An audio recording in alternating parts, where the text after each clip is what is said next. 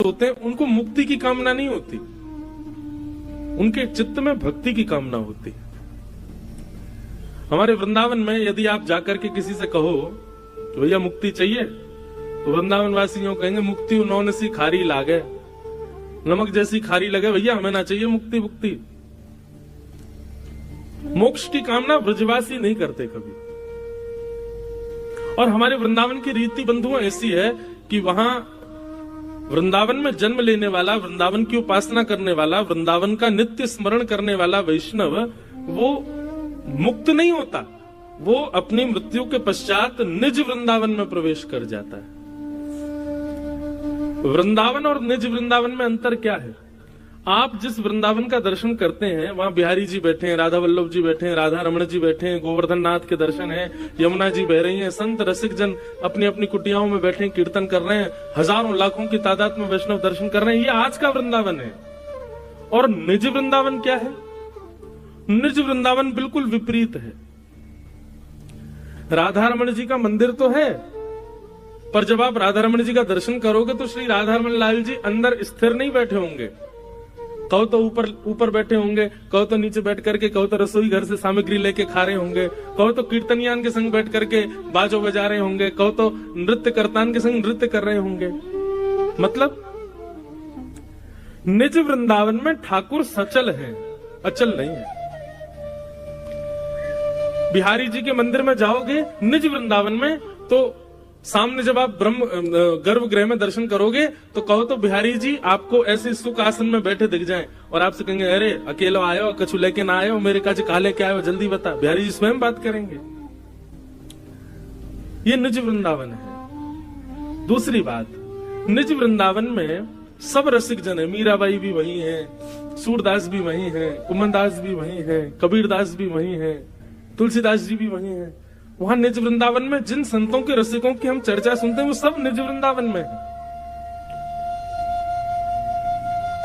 निज वृंदावन में यमुना जी का जो जल है वो ऐसा लगेगा मानो केसर युक्त जल बह रहा हो, उसमें से मंदम मंदम सुगंधी आ रही है। निज वृंदावन के जो रज कण हैं वो किसी मणि से कम नहीं है।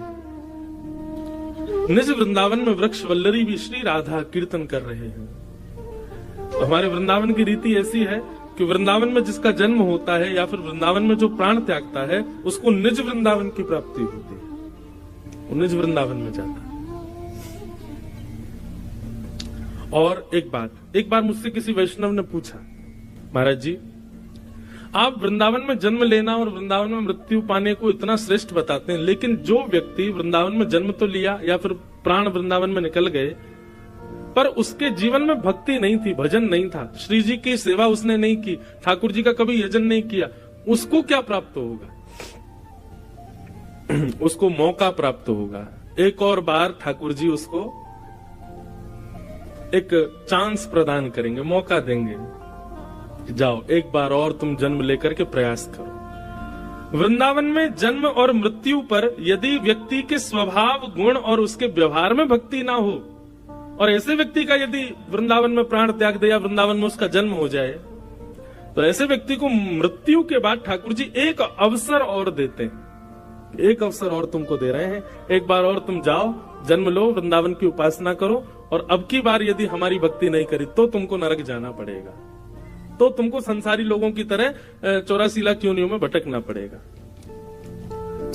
तो वृंदावन की तो बात ही अलग है, वो तो परे है, उसकी चर्चा ही अलग है।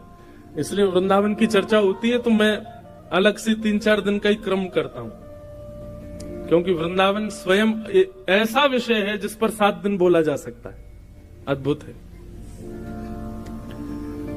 सीधी बात, हम एक बात हाथ जोड़ के कहें, वैष्णव जो है वो कभी मुक्ति की कामना नहीं करता। स्वर्ग तो बहुत दूर की बात, स्वर्ग किसे कहते हैं? स्वर्ग जाना कोई अच्छी बात नहीं है बंधु। आप लोग यदि ये सोचते हैं कि मृत्यु के बाद स्वर्ग मिलना बहुत श्रेष्ठ है, नहीं। क्षीणे पुण्य मर्त लोकम विशंति। स्वर्ग एक प्रकार का 5 स्टार 7 स्टार या उससे ऊंचा बढ़िया कोई होटल कह लो तो वो स्वर्ग है। आप यहाँ पुण्य करते हैं, उस पुण्य के बदले मृत्यु के बाद आपको वो स्वर्ग प्राप्त होता है। जितना आपने पुण्य किया उस पुण्य के बदले आप स्वर्ग में रहोगे, जी के पास ही रहता है। इसलिए स्वर्ग, कई लोग घरों में किसी मृतक व्यक्ति के चित्र के नीचे भी स्वर्गवासी लिखते। स्वर्ग कोई श्रेष्ठ नहीं है जाना। स्वर्ग जाने वाले का पुनर्जन्म होता है, पर वैकुंठ और मुक्ति प्राप्त करने वाले का पुनर्जन्म नहीं होता। और एक बात आपको बता दें, वैसे तो ये प्रश्न है कि हम मानवों के जीवन का उद्देश्य क्या है। कभी पूछा खुद से, हमारा उद्देश्य क्या, हम जी क्यों रहे हैं? खाने के लिए, सोने के लिए, हंसने के लिए, एक दूसरे की टांग खींचने के लिए, धन कमाने के लिए, प्रॉपर्टी बनाने के लिए, बच्चों के ब्याह करने के लिए, और फिर मर जाने के लिए, और फिर दोबारा किसी और जगह जन्म लेने के लिए, यही उद्देश्य है हमारा? नहीं। मानव का उद्देश्य क्या है? ऐसे तो भक्तों के तो अनेक उद्देश्य हैं, पर एक सामान्य मानव का उद्देश्य कहें तो ऐसे कर्म करे कि पुनर्जन्म न विद्यते, उसका पुनर्जन्म ना हो। नरक से भी ज्यादा कष्टदायी यदि कुछ होता है तो वो होता मातृगर्भ, और वो भी मानवों के गर्भ में आए हो तो बहुत अच्छी बात है, लेकिन किसी सूकर कुकर आदि किसी के गर्भ में गए, कितना दर्दनाक होता होगा, कैसे जीता होगा वो जीव।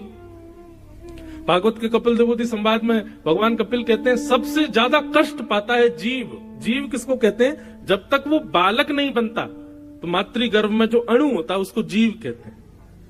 उससे ज्यादा कष्ट दुनिया में कोई नहीं पाता। भयंकर कष्ट में रहता 9 महीने तक। तो ऐसी क्रिया करना कि पुनर्जन्म न विद्यते, ये एक सामान्य मानव का कर्तव्य है, ये उद्देश्य है हमारे जन्म का। मैंने कल भी कहा था, मानव जन्म क्या है? मौका, अवसर, इसको गवाओ नहीं, इसका साफल्य प्राप्त करो। पर वैष्णव मुक्ति भी नहीं मांगते। उसके पीछे मैं कारण बताया करता हूं। मैंने इतनी कथाएं करी, आपने इतना भजन किया, इतनी आपने नाम जप किए, इतनी आपने सत्कर्म किए, और इन सब के बाद आपको मुक्ति मिली। जैसे ही आप मुक्त होकर वैकुंठ पहुंचे तो वैकुंठ में आपको एक चेयर दी गई, भैया यहां बैठो, ये आपका स्थान है। आप उस स्थान पर बैठ गए तो आपने थोड़ी नजर घुमा के देखा, भाई और किस किस को मुक्ति मिली जरा देखूं तो। तभी आपकी दृष्टि पड़ी थोड़ी दूर पर 10 मुख वाला रावण भी बैठा था, उसको भी मुक्ति मिल गई है। इधर आपने देखा तो यहां पर राक्षसी पूतना भी बैठी थी, इसको भी मुक्ति मिली है। शूर्पणखा भी व्यक्ति बैठी है, हिरण्यकश्यप भी बैठा है, शिशुपाल दंतवक्र भी बैठे। तब आपके मन में आया, अरे हमने तो इतना भजन किया, इतना दान पुण्य किया, इतनी कथाएं सुनी, इतना वृंदावन वास किया, इतना सत्कर्म किया, इतनी मेहनत परिश्रम करने के बाद हमको मुक्ति मिली, और ये दुष्ट राक्षस गण भी यहाँ बैठे हैं, क्यों? इनको मुक्ति क्यों मिली? क्योंकि भगवान के हाथों मरे। और मानस जी में गोस्वामी जी कहते हैं, भाव कुभाव अनख आलस हो, नाम जपत मंगल दिश दश हो। जरूरी नहीं है कि भाव से नाम जपने वाले कोई मुक्ति मिलती है, कुभाव से भी नाम जपे उसको भी मुक्ति मिल जाती है। रावण भले ही राक्षस था, लेकिन कुभाव से ही सही 24 घंटे चिंतन में राम राम राम राम चलता ही रहता था, इसलिए मुक्ति मिली। आप कहोगे यार हम इतने भजन किए, इतने सब कुछ किए, उसके बाद भी मिले कहां? बैठे कहां? पूतना के बगल में। इसलिए भक्त मुक्ति की कामना नहीं करते। बोले ठाकुर जी मुक्ति तो राक्षसों को भी दे देते हो आप, हमको तो भक्ति चाहिए। और भक्ति में ऐसी क्या प्रधानता है? बोले मुक्ति में तो समूह को ठाकुर जी दिखते हैं, पूरी भीड़ को ठाकुर जी का दर्शन होता है, पर भक्ति में तो किसी एक के लिए ठाकुर जी आते हैं। एक तो होता है कि पूरे गुना शहर को प्रधानमंत्री ने अपने ऑफिस में बुलाया और महाराज कम से कम 10,000 चेयर लगवा दी और एक साथ मंच पे आके सबसे मिल लिए। लेकिन एक बात होती है कि गुना के किसी एक व्यक्ति से मिलने के लिए अपने चार्टर प्लेन से वो आए, जेट प्लस सिक्योरिटी लगा दी, पूरा गुना शहर बंद, और एक व्यक्ति के घर जाके वो चाय पिए। दोनों में विशेषता क्या है? दोनों में श्रेष्ठ कौन है? एक व्यक्ति से मिले। तो मुक्ति और भक्ति में यही अंतर है। मुक्ति का मतलब है समूह के साथ भगवत दर्शन, और भक्ति का मतलब है आपके एक के लिए ठाकुर जी आपके पास आए, एकाकार दर्शन। इसलिए हमें मुक्ति की कामना नहीं। ठाकुर जी ये पूरे समूह के संग हमको नहीं मिलना आपसे, पूरा जीवन समूह के संग ही मिले। महाकाल गए महाराज, हजारों लोगों के संग हम भी जल चढ़ाया है। शंकर जी को तो कई बार पता भी नहीं चलती होगी कौन ने जल चढ़ाया, मुंह पे इतने लोग चढ़ा गए। बिहारी जी का समूह दर्शन करता है, लाखों लोग दर्शन करने जाते हैं। बिहारी जी को पता चलती भी होगी कि कोई गुना से भी आया था? नहीं पता चलती। अरे बिहारी जी बहुत दूर, हमसे ही मिल लो, हमसे इतने लोग मिलने आए, हमको क्या पता कौन कहां से कब कैसे आया। समूह का दर्शन वो मुक्ति है, लेकिन एकाकार दर्शन वो भक्ति है। इसलिए हम ठाकुर जी से कह रहे हैं, ठाकुर जी हमें मुक्ति नहीं चाहिए, हमें भक्ति चाहिए। आप हमारे जीवन में पधारो, ऐसी कृपा करो, अनुग्रह करो भगवान। मीराबाई ने मुक्ति की कामना नहीं, भक्ति की, अपने जन्म में ही ठाकुर जी से मिलनी। गोस्वामी तुलसीदास जी महाराज, उन्होंने भक्ति की, अपने जन्म में ही ठाकुर जी को प्राप्त कर लिया।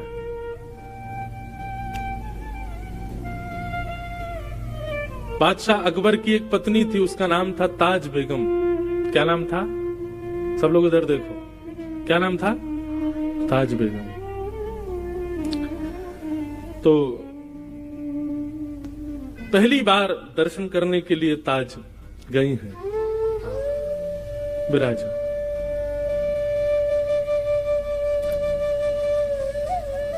बोलो वृंदावन बिहारी लाल। बहुत ध्यान से सुनना। ताज बेगम पहली बार अकबर के साथ गोवर्धन गई। अच्छा, अकबर के ऊपर एक चीज तो लगती है कभी कभी, अकबर के ऊपर कृपा तो थी ठाकुर जी की। वो वृंदावन भी जाता था, गोवर्धन भी जाता था तो वो अकबर ही, पर उसको संतों के दर्शन खूब हुए। स्वामी श्री हरदास जी ने बड़ी कृपा की, गोसाई विठलनाथ जी का बड़ा आश्रय प्राप्त हुआ अकबर को। था तो वो मुगल, लेकिन उसके शासन में, अब मेरे पढ़ने में ना आई हो तो बात अलग है, लेकिन जहां तक मैंने देखा कि उसने कभी मंदिरों को और किसी भी हिंदू वैदिक सनातनी को कभी ज्यादा कष्ट तो नहीं दिया। दर्शन आदि करने देता था सबको। आपके ओरछा के राजा मधुकर शाह जी भी मित्र थे अकबर के। तो अकबर ऐसे कभी कभी दिग्विजय के लिए घूमने जाता था। गोवर्धन गया, गोसाई जी से प्रार्थना की कि हमको श्रीनाथ जी का दर्शन करना है। गोसाई जी बोले, देखो हमारे मंदिर का निधान है, विधान है कि केवल वैदिक हिंदू ही भीतर प्रवेश कर सकते हैं भगवान। तो आपको दर्शन की यदि इच्छा है तो हमने एक ना मंदिर में खिड़की बनवा रखी है, वहां से हम दिखा देंगे ठाकुर जी आपको। अकबर बोला वहीं से दिखा दो।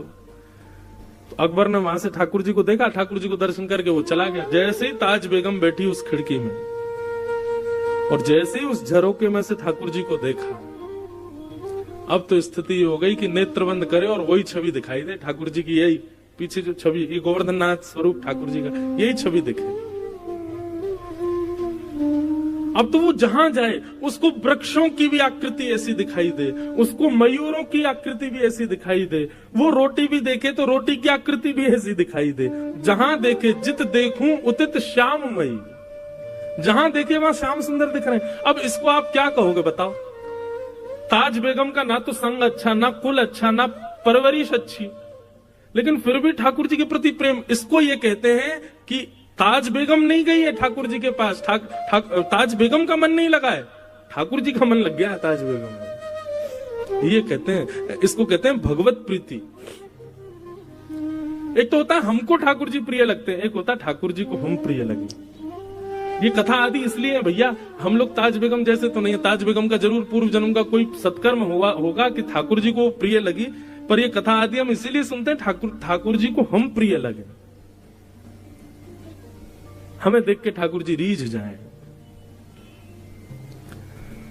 ताज बेगम को खूब ज्वर चढ़ने लगा, बुखार आने लगा।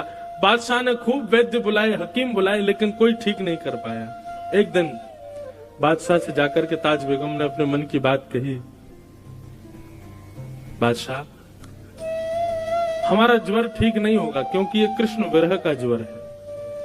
जब से हम आपके साथ गोवर्धन गए और जब से हमने त्रिभंग लली श्याम सुंदर को देखा, तब से सब जगह हमको वही दिखाई देते हैं। हमें लगता है हमारा जन्म आपकी सेवा के लिए या किसी और कार्य के लिए नहीं, हम उन्हीं के लिए पृथ्वी पर आए हैं। आप कृपा करके हमको वृंदावन भेज दो।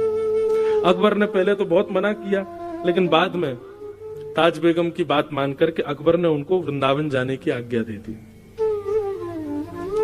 ताज बेगम वृंदावन आ गई और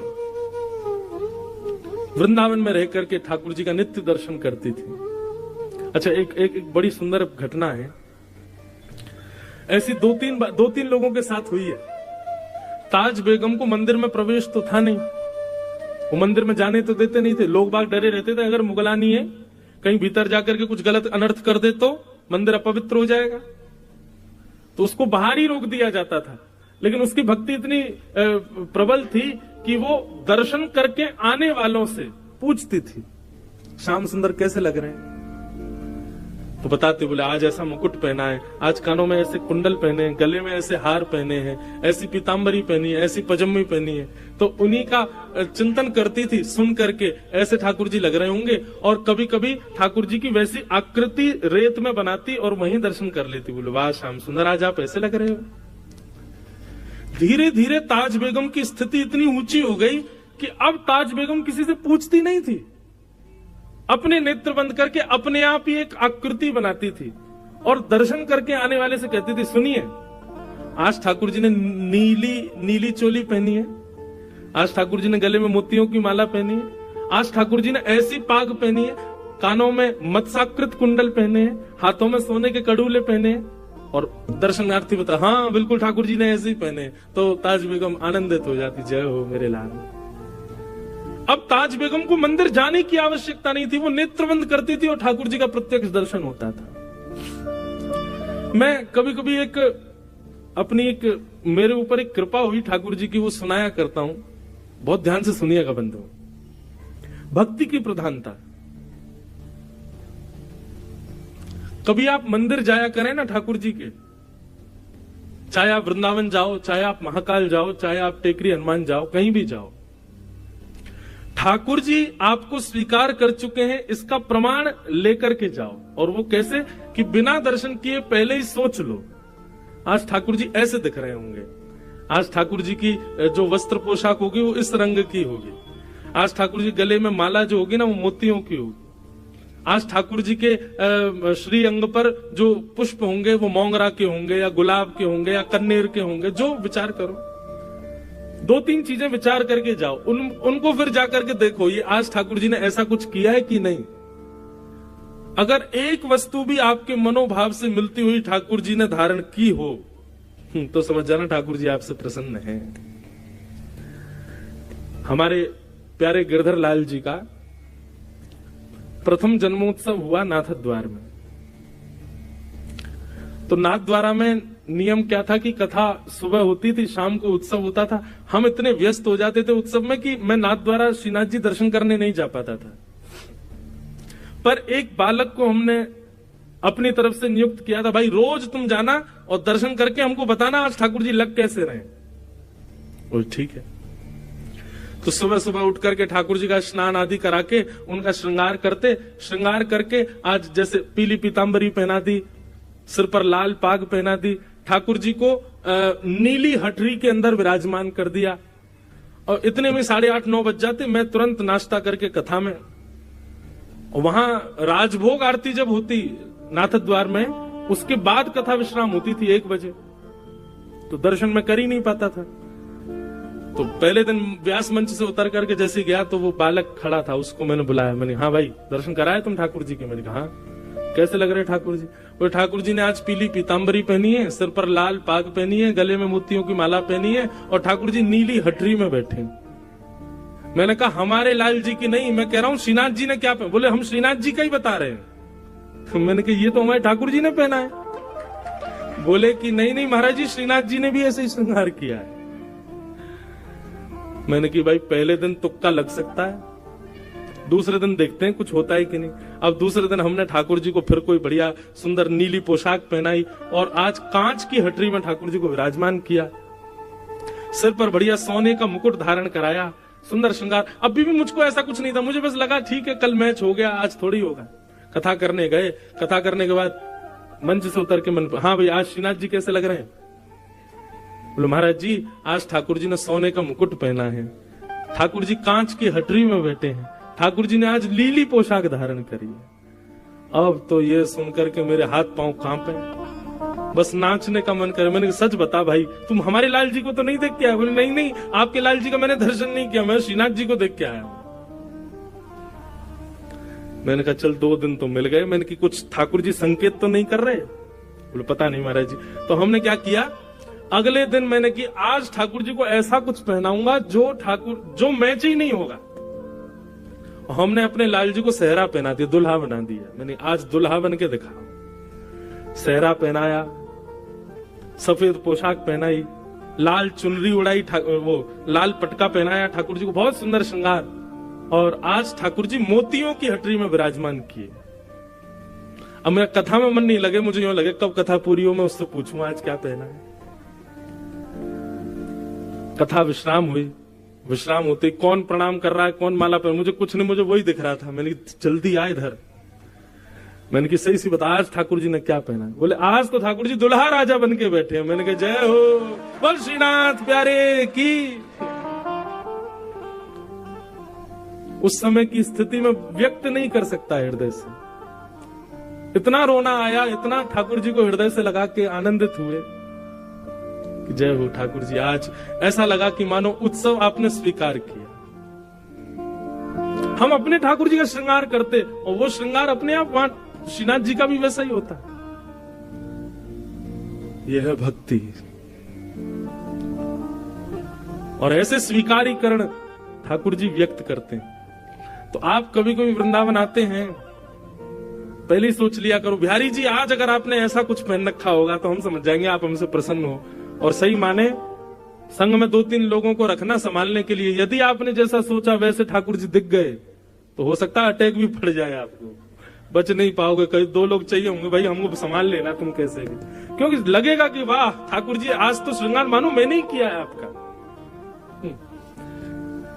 तो ताज बेगम के साथ ऐसा होने लगा कि पहले तो वो पूछती थी कि ठाकुर जी कैसे दिख रहे हैं और वैसी आकृति बनाती थी और उस आकृति का दर्शन करती थी। पर धीरे धीरे उसके मन में, अब वो जैसा मन में विचार करती थी और दर्शनार्थियों से पूछती थी कि ठाकुर जी आज ऐसे दिख रहे हैं क्या? सब कहते बोले हाँ ऐसे ही दिख रहे हैं। ताज बेगम खूब नाचती। ताज बेगम का एक पद है मुझे बहुत प्रिय लगता है, सुनो दिल जानी मेरे दिल की कहानी। मुगल थी ना इसलिए मुस्लिम शब्द है, उर्दू शब्द है उसके पद में।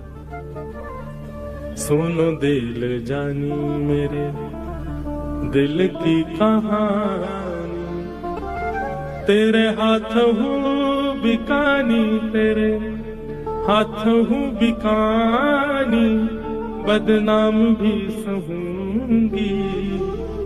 सुनो दिल जानी मेरे देव पूजा खानी में, नवाज हूँ भुलानी तजे, कमला पुराण तेरे गुणन गहूंगी मैं। सुन दिल जानी दिल की कहानी, तेरे हाथ हूँ बिकानी, तेरे हाथ हूँ बिकानी, बदनाम भी सहूंगी। सुन दिल जानी नंद के कुमार कुर्बान तेरी सूरत पे, नंद के कुमार कुर्बान तेरी सूरत पे, हो तो मुगलानी हिंदुआनी रहूंगी। सुनो दिल जानी मेरे दिल की कहानी, तेरे हाथ हूँ बिकानी, तेरे हाथ हूँ बिकानी, बदनाम भी सहूंगी। सुनो दिल जानी सांवला सलोना सिर ताज सिर कूले दे, सांवरा सलोना सिर ताज सिर कूले दे, तेरे नेह दाग में निदाग हूँ रहूंगी। सुन दिल जानी मेरे दिल की कहानी, तेरे हाथों बिकानी बद नाम भी सहूंगी, सुन दे जाने। ये बादशाह अकबर की पत्नी ताज बेगम, उनका जो शरीर शांत हुआ ना, वो कथा भी बड़ी विलक्षण है। होली का दिन पूरे ब्रजमंडल में रंग धमार हो रही थी और ताज बेगम अपनी कुटिया में बैठे बैठे ठाकुर जी का दर्शन कर रही है। लेकिन आज के दर्शन में यह था कि सब दिख रहे हैं, लेकिन उसको ठाकुर जी नहीं दिखाई दिए। बहुत ध्यान से सुनना। ताज बेगम एक पद लिखती है धमार का, आज भी नाथद द्वार में होली वाले दिन जब ठाकुर जी के कपाट खुलते हैं ना, तो ताज बेगम की धमार गाई जाती है ठाकुर जी के आगे, जो ताज बेगम ने लिखी, अपने अंतिम शब्द थे उसके। मुझे याद नहीं है पूरी धमार, पर बहुत बहुत अच्छी धमार है वो। बहुरी ढप बाज रहे, ऐसे उसका प्रारंभ है, बहुरी ढप बाज रहे। ढप बजते हैं ना हमारे वृंदावन में जब होली होती है, तो गाते गाते वो पूरे ब्रज का वर्णन करती है। नंद बाबा अबीर उड़ा रहे हैं, यशोदा मैया गुलाल उड़ा रही हैं, गोपियां एक दूसरे के गाल पे गुलाल लगा रही हैं। अरे कहां तक गए, गैया भी एक दूसरे से अपने अंग को रिगड़ करके होली खेल रही हैं। ग्वाल बाल सब यमुना जी में कूद रहे हैं। इस प्रकार पूरे ब्रज का दर्शन करते हुए अचानक लिखते लिखते वो रुक गई। 5-6 पंक्तियां लिख दी, लेकिन अभी तक ठाकुर जी नहीं दिखाई दिए उनको। सब दिख गए। सबके वर्णन करते करते करते करते करते तभी ताज बेगम के मनोभाव में दर्शन दिखता है कि असंख्य गोपियां सुंदर गुलाल अबीर उड़ा रही हैं। गुलाल के एक जैसे मानो कोहरा जैसे पड़ता है, ऐसे गुलाल का कोहरा पड़ रहा है और उसमें मधुर मोर पिच्छ दिखाई दे रहा है। थोड़ी सी ठाकुर जी की वंशी दिखाई दे रही है। नीलांबर ठाकुर जी लाल लाल गुलाल के बीच में से जैसे ही निकल करके आए, ताज बेगम को लगा मानो प्रत्यक्ष ठाकुर जी सामने आ गए। और वो दर्शन करते ही आधा अधूरा पद लिखा था, वहीं ताज बेगम के प्राण निकल गए। तो वर्णन करते हैं ताज बेगम अपना पद पूर्ण नहीं कर पाई और उनके प्राण निकल गए। तो जो अधूरी एक पंक्ति रह गई थी ना, उस दिन जिस दिन ताज बेगम के प्राण निकले, उस दिन आकाशवाणी हुई वृंदावन में और स्वयं श्री राधा रमन लाल जी ने अंतिम पंक्ति पूरी की। नृतत आवत ताज के प्रभु, गावत गीत धमार। ये ठाकुर जी की पंक्ति। सब रस चर्चाएं बंधु, सबके समझने के वश की बात नहीं, पर अद्भुत है।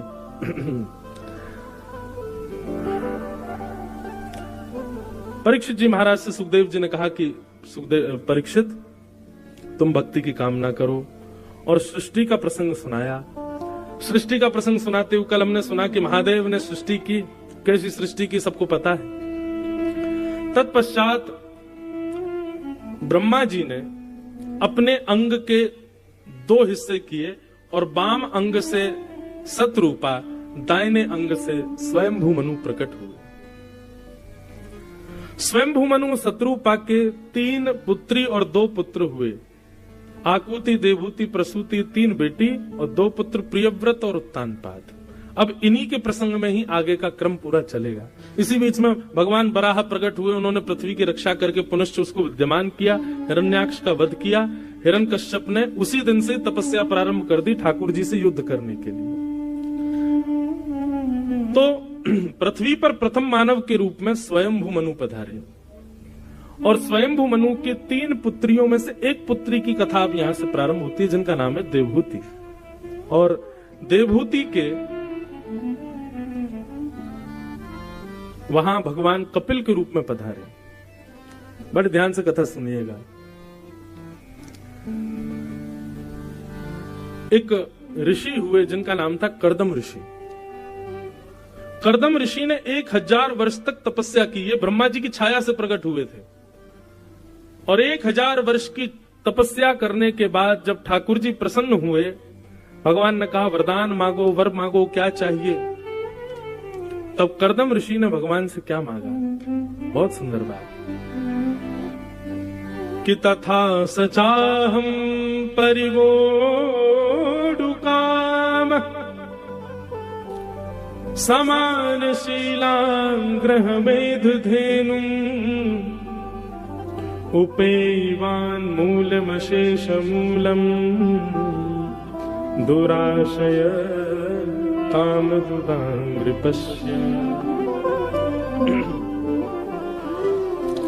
यहाँ जितने भी लोग अब विवाहित बैठे हैं और जो अब विवाह करने के बस समय पे आ गए हैं, मंद मंद मुस्कुरा रहे हैं, बहुत ध्यान से सुनो।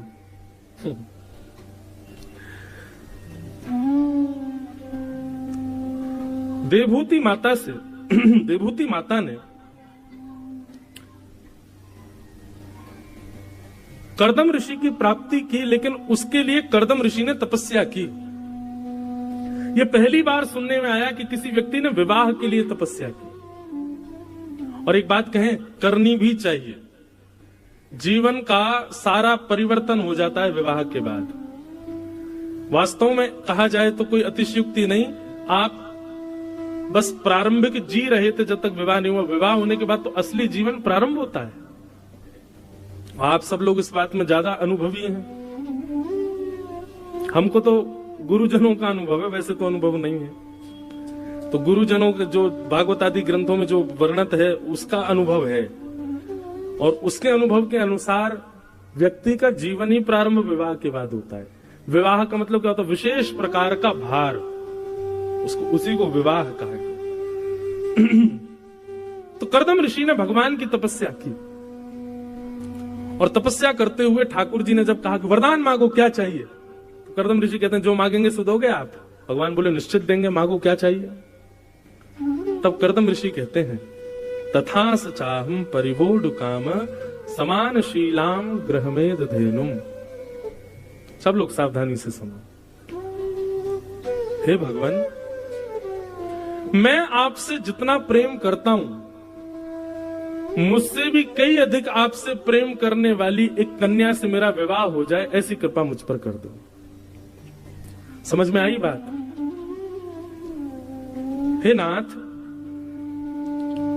मैं आपसे जितना प्रेम करता हूं, मैं आपकी जितनी सेवा करता हूं, मैं आपका जितना यजन करता हूं, मुझसे भी कई गुना ज्यादा आपसे सेवा करने वाली, आपसे प्रेम करने वाली, आपका यजन करने वाली एक कन्या से मेरा विवाह हो जाए, इसी के लिए मैं 1000 वर्ष से तपस्या कर रहा हूं।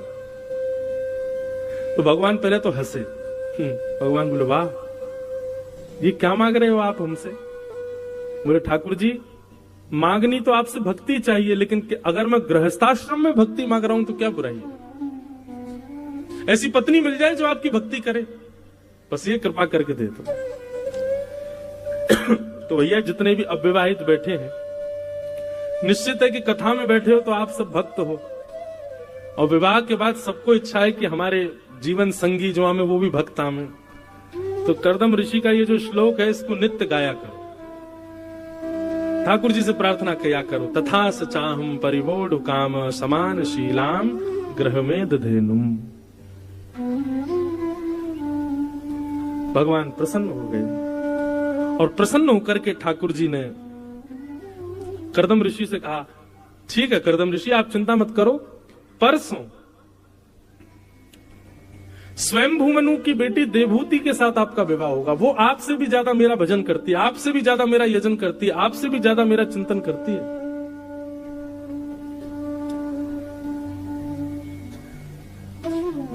बहुत ध्यान से सुनो।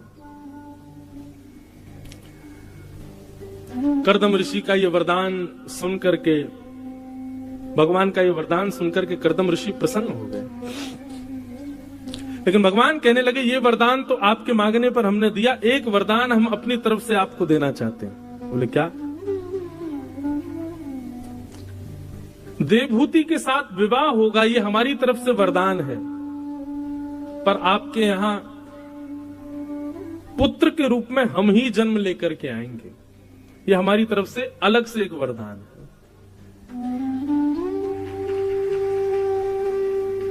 ताली बजाई, आपने समझ में आ गई थी बात? हमें तो लगा समझे कि नहीं, पता नहीं।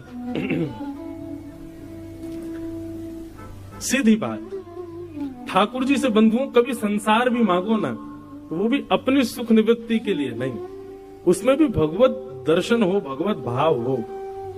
ऐसी इच्छा रखनी चाहिए। घर में गाड़ी आ जाए, अगर ये इच्छा है ठाकुर जी से, तो आप ये मत कहो ठाकुर जी घर में गाड़ी आ जाए ना, हे ठाकुर जी आपको इधर उधर ले जाने के लिए बढ़िया रथ घर में आ जाए, तो फिर गाड़ी भी भक्ति भाव से ही आएगी। ठाकुर जी कहेंगे हमारे लिए रथ मंगा रहा है, लेकिन फिर देख लेना वो रथ फिर ठाकुर जी का ही होना चाहिए, उस पर अपना अधिकार मत जमाना।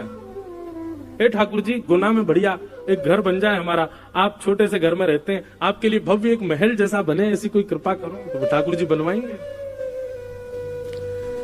कहीं भी हमारे सुख का भाव नहीं होना चाहिए, कहीं भी हमारे भोग विलास का भाव नहीं होना चाहिए उन सब भावों में।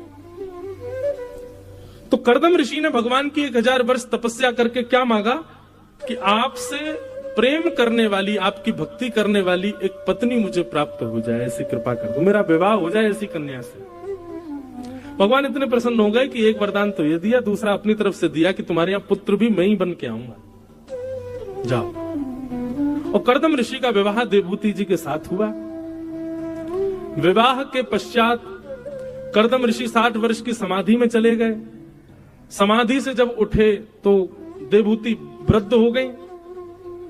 तब देवभूति को बिंदु सरोवर में स्नान कराया, तब वो नवीन रूप में प्रकट हुई। तब उन्होंने कामक विमान बनाया और उस कामक विमान में भ्रमण के पश्चात 9 पुत्रियों को जन्म दिया देवभूति माता ने। ये 9 पुत्रियां ही 9 भक्ति हैं। 9 पुत्रियों का विवाह कर दिया। कर्दम ऋषि कहने लगे देवी अब गृहस्थाश्रम पूर्ण हो गया, अब मैं वन में जाके भजन करूंगा। देवभूति माता बोली बेटियां अपने घर चली गई, आप वन में चले जाओगे, मैं अकेली कहां जाऊंगी। एक पुत्र होता तो उसके सारे पूरा जीवन जी लेती। तब कर्दम ऋषि को याद आया कि ठाकुर जी ने उनको वचन दिया है कि वे उनके यहाँ पुत्र बन करके आएंगे। तब 10वीं संतान की उत्पत्ति हुई और 10वीं संतान के रूप में भगवान कपिल का आगमन हुआ। बोलो कपिल भगवान की। सांख्य शास्त्र के प्रणेता, दर्शन शास्त्र के उद्गाता, जिन्होंने पूरे विश्व को दर्शन शास्त्र प्रदान किया, ऐसे भगवान कपिल का आगमन हुआ। कपिल भगवान धीरे धीरे बड़े हो गए। देवभूति माता ने एक दिन विचार किया कि ये मेरे पुत्र हैं पर भगवान भी तो हैं, क्यों ना अपने जीवन की जरूरी कुछ संवाद इनके साथ में मैं करूं। तब देवभूति माता ने कपिल भगवान के साथ संवाद किया। इसी को कपिल देवभूति संवाद कहते हैं। बहुत ध्यान से सुनिएगा, बड़ा गंभीर प्रसंग है, पर जितनी हरी इच्छा होगी हम कहेंगे। देवभूति माता ने पहला प्रश्न किया भगवान से। अच्छा बंधुओं, कभी आपने एक बात विचार की अपने मन में, कभी मान लीजिए कि कभी ठाकुर जी आपको मिल गए, आप क्या करोगे फिर? कभी प्रत्यक्ष हनुमान जी आपके सामने प्रकट हो गए, क्या करोगे? महाराज जी पांव छू लेंगे, और क्या करोगे? कुछ विचार किया ही नहीं, क्योंकि हमको ये विश्वास ही नहीं है कि ठाकुर जी हमको मिलेंगे, इसलिए हमने कभी विचार ही नहीं किया। श्रीमद् भागवत के कम से कम हमने 10 श्लोक छांट करके रखे। कभी अगर हमारे ठाकुर जी हमको प्रत्यक्ष मिल गए तो ये 10 प्रश्न हम ठाकुर जी से करेंगे। अब हमारे प्रश्न हमारे हैं, गोपनीय, हम सबको क्यों बताएं, लेकिन आप भी विचार किया करो। कभी प्रत्यक्ष राम जी आ गए सामने, प्रसन्न होके आपसे, क्या करोगे? क्या पूछोगे? वो बात एक अलग हो जाती है कि सुध बुध नहीं रहेगी, करोगे कुछ होगा, कुछ आदि आदि, वो सब एक अलग बात है। वो आपकी तन की स्थिति देहाभिमान हो जाएगी, वो एक भक्ति की परिणति है। लेकिन ठीक है, ठाकुर जी कम से कम 5-6 घंटे के लिए आए, 1-2 घंटे थोड़े अव्यवस्थित रहोगे, लेकिन 2-3 घंटे बाद तो थोड़ी सुध आएगी। ठाकुर जी अपने बगल में बैठाएंगे, कहेंगे भैया कुछ कहो, इतना हमारा भजन करते हो, कुछ बोलो। क्या बोलोगे? सोच के रखा है कभी? नए नए प्रेम करने वाले जब मिलते हैं तो प्रेमी पहले से विचार कर लेता मैं क्या बोलूंगा। विवाह से पहले ही पति पत्नी विचार कर लेते, मैं पत्नी से बोलूंगा, पत्नी पति के लिए सोच लेती है बोल। लेकिन कभी ठाकुर जी के लिए हमने क्यों नहीं सोचा? क्योंकि हमको विश्वास ही नहीं है कि वो हमको मिलेंगे। ये विश्वास पहले जगाओ हृदय में, ठाकुर जी मिलेंगे, और मिलेंगे क्या चर्चा होगी। देवभूति माता ने जो भगवान से प्रश्न किए हैं ना, अद्भुत। देवभूति माता प्रश्न करते हुए कहती है, भगवान कि निर्वेणानितराम्भूमन् असद इंद्रिय तर्षणा येन संभाव्यमानेन प्रपन्नादं तम प्रभु। देवभूति माता प्रश्न करती है, भगवान हम अपनी समस्त इंद्रियों की इच्छाओं को पूरी करते करते हार चुके हैं, पर हमारी इंद्रियों की इच्छाएं कभी पूरी नहीं होती। कृपा करके ऐसा कोई मार्ग बताओ कि हमारे चित्त में फिर कोई इच्छा ही ना प्रकट हो। आज इच्छा प्रकट हो गई रसगुल्ला खाने की, तो उसके पीछे पड़े, कैसे भी करके रसगुल्ला खाया जाए। इच्छा हो गई कि आज भेल खानी है, तो उसके पीछे पड़े। अब इच्छा हो गई घर बनाना है, तो घर बनाने के लिए धन कैसे कमाना है, धन कमाने के लिए लगे हैं पूरे दुनिया में काम करने में। निश्चित ही व्यक्ति के चित्त में इच्छा प्रकट होती है और वही इच्छा ही उसको कर्म बंधन में बांधती है। ठाकुर जी, ऐसा कोई उपाय नहीं है जिससे चित्त में कोई इच्छा ही प्रकट ना हो, क्योंकि इन इच्छाओं के मारे ही पूरी दुनिया में सब लोग भाग रहे हैं। लेकिन ये इच्छाएं भी पूरी नहीं होती। आपकी इच्छा थी बस घर बन जाए और कुछ नहीं, हमारा घर बन गया, घर में आ गए, उसी दिन दूसरी इच्छा जन्म ले लेती है, ये और हो जाए, वो भी हो गया, उसी दिन तीसरी इच्छा जन्म लेती है, ये और हो जाए। कभी भी किसी के साथ ऐसा कभी नहीं होता कि वो पूर्ण रूपेण स्थिर हो गया हो कि अब मेरी कोई इच्छा नहीं, कभी नहीं होता ऐसा। महाराज जी, अब कई जगह हमारी कथा होती है तो लोग बागों के अंदर मरकट वो आता है, मरकट वैराग्य। मरकट वैराग्य कैसा होता है? बहुत जैसे शमशान लोग जाते हैं ना अर्थी लेकर के, तो जब तक शमशान घाट जा रहे हैं तब तक वैराग्य रहता है।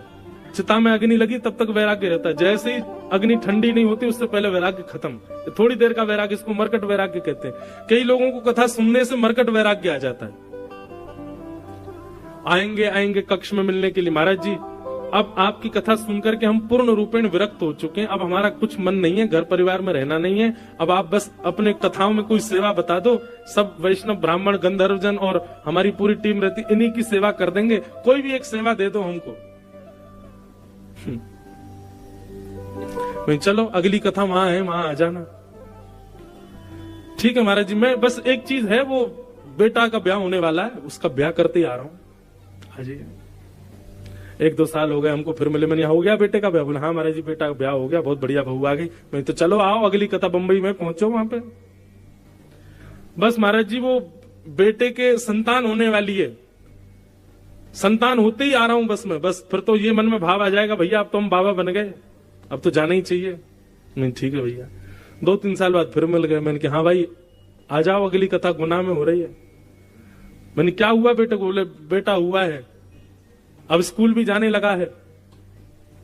मैंने कहा अच्छा अब आ जाओ। बोले वो तो बाबा बोलता है महाराज जी, तो मन आता है कि बस अब कह रहा है बाबा बाबा बन गए आप, जाओ भजन करो। लेकिन हमारी बेटी का बेटा वो आके बोलता ना ना अभी मत जाओ, ना मना करता है। महाराज जी बस अब क्या है, जीवन में कुछ तो है नहीं, वो नाती और थोड़ा बड़ा हो जाए, उसका ब्याह भी हो जाए, फिर तो मैं आ ही जाऊंगा। भैया ये इच्छा कभी खत्म नहीं होने वाली। आपको लगता है कि मैं इसको भोग लूंगा, इसके बाद फिर कुछ भी मेरी इच्छा नहीं होगी, नहीं ऐसा नहीं है। अग्नि में जितना घी डालोगे अग्नि उतनी तेज होती है। अग्नि केवल 2 ही तरीके से शांत हो सकती है, या तो घी डालना बंद करो या फिर पूरा घी उड़ेल दो। मतलब इंद्रियों की इच्छा केवल 2 तरीके से शांत हो सकती है, या तो भोगो ही मत और या फिर इतना भोग लो कि उब जाओ। लेकिन ये दूसरे वाले में खतरा बना हुआ है, बहुत भोगने पर भी वो खत्म होगी ये संभव नहीं है, क्योंकि घी आप जब पूरा डाल देते हैं तो थोड़ी देर के लिए तो अग्नि शांत हो जाती है, पर थोड़ी देर बाद जब प्रज्वलित होती है तो पहले से तीव्र होती है। इसलिए एक ही उपाय है इंद्रियों की शांति का कि घी डालो ही मत अग्नि में, मतलब भोगो ही मत। इसलिए यहां पर देवभूति माता प्रश्न कर रही है, भगवान ये बंधुओं सांख्य शास्त्र है, फिलॉसफी है भागवत की, साधारण विषय नहीं सुन रहे हम लोग, कि ऐसा कोई उपाय बताइए जिससे मेरी इंद्रियां शांत हो जाएं। तो भगवान इसका उत्तर देते हुए बहुत सुंदर बात कहते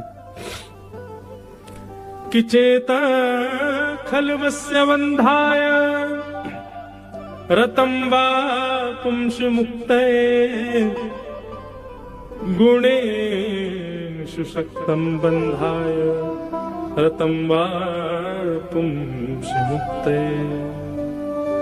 भगवान कपिल कहते हैं, मां, इंद्रियों की कोई इच्छा नहीं होती कभी भी।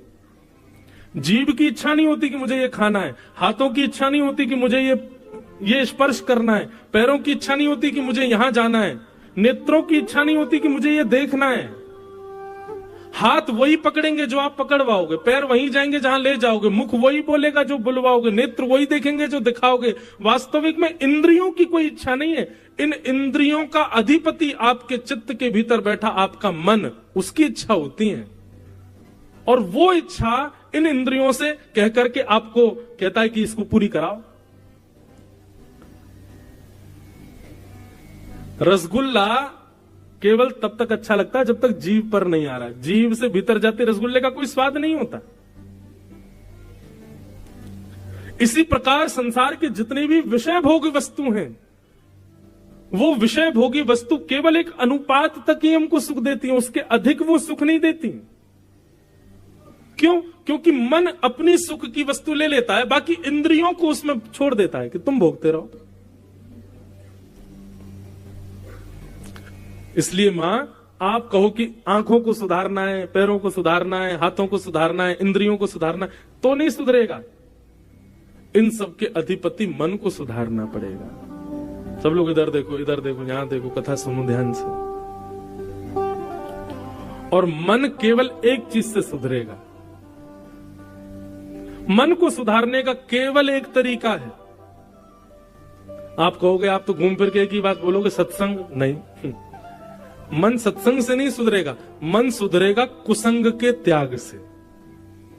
आप कहो कि हम पे इतना समय नहीं हम कथा में आ सके, हम पे इतना समय नहीं हम वृंदावन जाके कथा सुने, हम पे इतना समय नहीं कि हम संत जनों की वाणी सुन सकें, हमारे पास में इतना डाटा नहीं कि मोबाइल पे भी लाइव कथा सुन सकें। कोई और उपाय बताओ मन को एकाग्र करने का। अपने आसपास रहने वाले, अपनी बातचीत के दायरे में आने वाले, उठना बैठना जिनके साथ है, उन सब की लिस्ट बनाओ। और उनमें जितने भी लोग कुसंगी हैं, जो दूषित खाते हैं, दूषित पीते हैं, दूषित बोलते हैं, दूषित विचारधारा वाले हैं, वो चाहे कितने भी अपनत्व के क्यों ना हो, उन सब का संग छोड़ दो, आपका मन अपने आप पवित्र हो जाएगा। कुसंगता का त्याग, उसी से ही मन पवित्र होगा। मैं तो खूब कथा में बोलता हूं कि जो लोग कथा में नहीं आते, जो लोग कभी महाकाल नहीं जाते, जो लोग वृंदावन नहीं जाते, जो लोग कभी भाव से ठाकुर जी का दर्शन नहीं करते, संकीर्तन नहीं करते, ऐसे लोगों को सब जगह ब्लॉक मार दो। फोन पे ब्लॉक कर दो, सोशल मीडिया पे ब्लॉक कर दो, चाहे वो अपने चाचा ताऊ के बच्चे क्यों नहीं हो, सबको ब्लॉक करो। किसी से कोई मतलब नहीं, नातेदार जो ठाकुर जी का नहीं, हमारा उससे कोई संबंध नहीं। आप ये करके देखिए, अगले दिन से आपका मन ना ऐसा लगेगा जैसे मानो कबूतर का पंख जितना हल्का होता है ना, आज हवा में लहराता है, ऐसे मन जो भारी भारी रहता है हमेशा, जैसी कुसंगता का त्याग करोगे मन अपने आप हल्का हो जाएगा, मन अपने आप पवित्र हो जाएगा, मन में अपने आप शुद्धता आ जाएगी। कुसंग व्यक्ति का संग हमारे मन को बिगाड़ता है। देवभूति माता से भगवान कपिल कहते हैं, मां, और एक बात सुनिए, कुसंगता का त्याग मतलब व्यक्ति विशेष का त्याग नहीं होता है। आप जो वस्त्र पहनते हैं ना, उन वस्त्रों से भी संग का पता चलता है। आप जो खाते हैं, अन्न से भी आपके संग का पता चलता है। आप अन्न का कैसा संग करते हो, आप वस्त्रों का कैसा संग करते हो। आपने देखा होगा कई संत महापुरुष कहीं भी जाते हैं, अपना आसन संग लेके चलते हैं, और जैसी कुर्सी पे बैठेंगे तो पहले आसन बिछाएंगे फिर बैठेंगे। क्यों? आसन क्यों लेके चलते हैं साथ में? और वहां पे ना जाने कौन बैठा होगा, किस कैसे कैसे लोग बैठे होंगे, उस वहां पर बैठ के किसने क्या क्या विचार किया होगा, उसका प्रभाव कहीं उनके ऊपर ना पड़े, इसलिए वो अपने भजन का आसन संग लेके चलते हैं, उसी पे ही बैठेंगे। वो बात अलग है कि आजकल दिखावे के लिए लेके चलते हैं, देखो महाराज जी का आसन है भैया, लो बिछाओ बैठो। वास्तविक मूल बात तो ये है कि कहीं हम ऐसे दूषित स्थान पर ना बैठे जहां बैठने से हमारी बुद्धि विकृत हो जाए। संग का मतलब केवल लोगों के बीच में रहने से संग खराब नहीं होता, वस्त्रों से भी संग खराब होता है। आज हम धोती पहनते हैं, बगलबंदी पहनते हैं, पटका पहनते हैं, शॉल ओढ़ते हैं, ये सात्विक वेशभूषा रखते हैं, इसीलिए कई हद तक कथाएं कह पाते हैं। जिस दिन ये वस्त्र बिगड़ जाए, जीन्स पहनने लग जाए, टी शर्ट पहनने लग जाए, अपने आप बुद्धि विकृत होने लग जाएगी। और विकृत तो बहुत दूर की बात, चलो मान लो कि मैं जीन्स पहन के आ भी गया मंच पे, कोई रोक टोक तो है नहीं, मुझे पहन सकता हूं, लेकिन मेरी बात का प्रभाव नहीं पड़ेगा आपके ऊपर। वो प्रभाव ही तब पड़ रहा है जब हमारे वस्त्र सात्विक है। तो संग केवल व्यक्ति से नहीं होता, संग आपकी जीवनचर्या से भी होता है। अब लोग कहते हैं प्याज लहसुन क्यों नहीं खाएं महाराज जी, कोई पाप थोड़ी है वो ऐसा थोड़ी नरक जाना पड़ेगा आपको, बस वो तामसी है।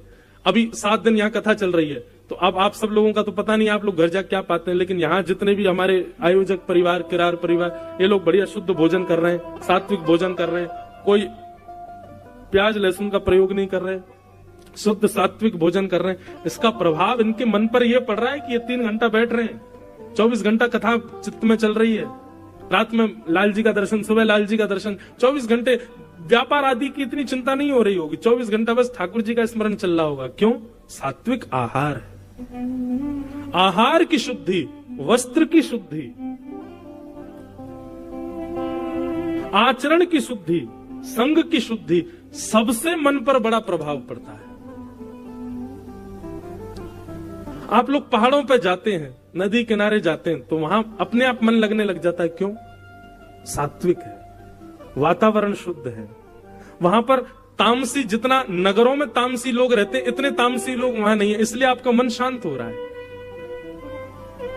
पर्यावरण से भी, हम लोग कितने घरों में जाते हैं, लोग बाग बुलाते हैं, सत्य बता रहे हैं, घर में पैर रखते ही अनुभव हो जाता है कि घर कैसा है, यहाँ के लोग कैसे हैं, क्या खाते होंगे, क्या पहनते होंगे, क्या पीते होंगे, विवाद चल रहा होगा, भाई भाई लड़ रहे होंगे, सब पता चल जाता है। और ऐसे घर में फिर बैठने का बहुत ज्यादा देर मन नहीं करता, बस होता है बस प्रणाम करें, चलो दंडवत चलो।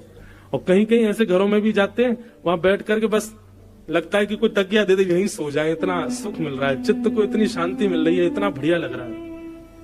अब ये सबके साथ होता है कि नहीं? हमारे साथ तो होता है ऐसा। मुझे घर में जाने से, नगरों से भी मुझे वो होती है, नकारात्मक सकारात्मक भाव आने लगते हैं। कई भारत के ऐसे नगर हैं, वहां पहुंचते ही ऐसा लगता है यहाँ कथा कब पूरी हो जाए यहाँ से। और कई नगर ऐसे, वहां ऐसा लगता है कि अरे 8 दिन हो गए पूरे, अरे और 10-15 दिन और कथा चलती रहती है, आनंद आता। ये सब संग दोष है, और इन सब की शुद्धि से मन पवित्र होता है मां। लेकिन हम इतना तो नहीं सुधार सकते कि भाई वस्त्र भी सुधार लें, सब कुछ सुधार, कम से कम इतना तो सुधार कर सकते हैं कि ऐसे व्यक्ति का संग त्यागो जो ठाकुर जी से संबंध नहीं रखता, जो ठाकुर जी की कथा से संबंध नहीं रखता। यहां से प्रारंभ करो। और भगवान कपिल कहते हैं ये 5 लक्षण जिसमें हो उसका संग करो। कौन कौन से 5 लक्षण? कि तितिक्षवः कारुणिका, सुहृदः सर्वदेहिनां, अजात शत्रवः शांता, साधवः साधुभूषणा। बहुत ध्यान से सुनिएगा। सबसे पहला लक्षण बताया तितिक्षु। तितिक्षु का मतलब होता है सहनशील, जो कि आज की डेट में कोई भी नहीं है, कोई सहनशील नहीं है। दूसरा लक्षण कारुणिका, सब पर दया करने वाला। तीसरा लक्षण सुहृदः सर्वदेही नाम, सबका भला चाहने वाला। चौथा लक्षण अजात शत्रु, किसी से शत्रुता ना करने वाला। और 5वां लक्षण शांता, मौन रहने वाला। ये 5 लक्षण जिसमें हूं मां, उसका संग करो। आपको किसी में नहीं दिखेंगे ये 5 लक्षण, पर हमने कथा करते करते 5 लक्षण एक में देखे। दोबारा सुनिए और विचार करो, ये 5 लक्षण किसमें है? सहनशीलता, दया, सबका भला चाहने वाला, किसी से शत्रुता ना मानने वाला और शांत रहने वाला। ये 5 लक्षण आपने किसी में देखे? 5 एक में नहीं। पर कथा करते करते हमको एक में ये 5 लक्षण दिखे, और वो है जगत जननी श्री गौ माता। गैया में ये 5 लक्षण होते हैं। केवल ताली नहीं बजानी, इस पे विचार करो, है कि नहीं ये पांचों लक्षण। तितिक शब, सहनशील, गैया सहनशील है, बहुत सहती है। दूसरा कारुणिका, सब पर दया करती है। कसाई भी जब पकड़ के ले जाते हैं तो मारने से पहले सोचते हैं थोड़ा दूध निकाल लो, मिल जाए चाय बना लेंगे, और अपने हत्यारों को भी दूध दे करके उन्हीं के हाथों मर जाती है। कारुणिका। श्रुहित सर्वदेही नाम, सबका भला चाहती है, केवल मेरे बच्चों का पेट भरे ऐसा नहीं, जो पिए सबको देती है। अजात शत्रु, वह किसी को अपना शत्रु नहीं मानती। और पांचवा लक्षण शांता, शांत रहती है। आप कहोगे महाराज जी ये लक्षण तो भैंस में भी है, आपने उसका नाम क्यों नहीं लिया? मानव, मैं पहले से ही सोच के रखता हूं क्वेश्चन जो मानव मुझसे पूछ सकता है। आप कहोगे महाराज भैंस में भी है लक्षण, तो आप कहोगे महाराज जी बकरी में भी है, वो भी तो ऐसी रहती है बेचारी, वो भी दूध देती है, सबका भला करती है, ये करती है। लेकिन दोनों के स्वभाव में अंतर है। गाय का और भैंस का, दोनों का स्वभाव अलग है। हमारे ब्रज में तो ऐसा कहते हैं भैंस का कोई निरंतर दूध पिए तो उसका शरीर भले ही बन जाएगा, लेकिन बुद्धि से जड़ हो जाएगा, बुद्धि में जड़त्व आ जाएगा, क्योंकि उसके दुग्ध में जड़त्वता है, आलसी होती है ना। और रही बात बकरी की, तो बकरी शांत नहीं रहती, मैं करती रहती है, अहंकारी होती है, 24 घंटा मैं करती रहती है। लेकिन गाय शांत रहती है, शांता, शांत स्वभाव है उसका। स्वभाव के रूप में गौ माता श्रेष्ठ है। तो ये पंच लक्षण जिसमें दिखे मैया, उसका संग करो। लेकिन ये पांचों लक्षण आपको किसी में ना दिखे तो अपने अंदर लाने का प्रयास करो। एक विचार और हमने किया कि ये पांचों लक्षण जो हैं, यदि नीचे से हम लाना प्रारंभ करें तो हमारे अंदर ये पांचों लक्षण आ सकते हैं। जैसे कि अंतिम लक्षण बताया था शांत, मौन रहना प्रारंभ कर दो। आप मौन रहना प्रारंभ करेंगे तो आपके अंदर चौथा लक्षण अपने आप आ जाएगा। क्या? अजात शत्रु, किसी से शत्रुता नहीं होना। शत्रुता होती उन्हीं लोगों की जो बोलते बहुत हैं, तो कम रहते, बोलते शांत रहते हैं। ये सूत्र है, संस्कृत का व्याकरण का सूत्र है, और हमारे शास्त्रों का सूत्र है कि मौने च कल हो नास्ति। मौन रहने वाले के कभी कलेश नहीं होते। कलेश होते ही उसके ज्यादा है जो बहुत बोलता है। इसलिए आप मौन रहना प्रारंभ करो, अपने आप होता जाएगा कि आपके शत्रु खत्म हो जाएंगे, अपने आप आपकी शत्रुता नष्ट हो जाएगी। तो मौन रहने से ये चौथा लक्षण आ जाएगा। चौथे लक्षण से तीसरा लक्षण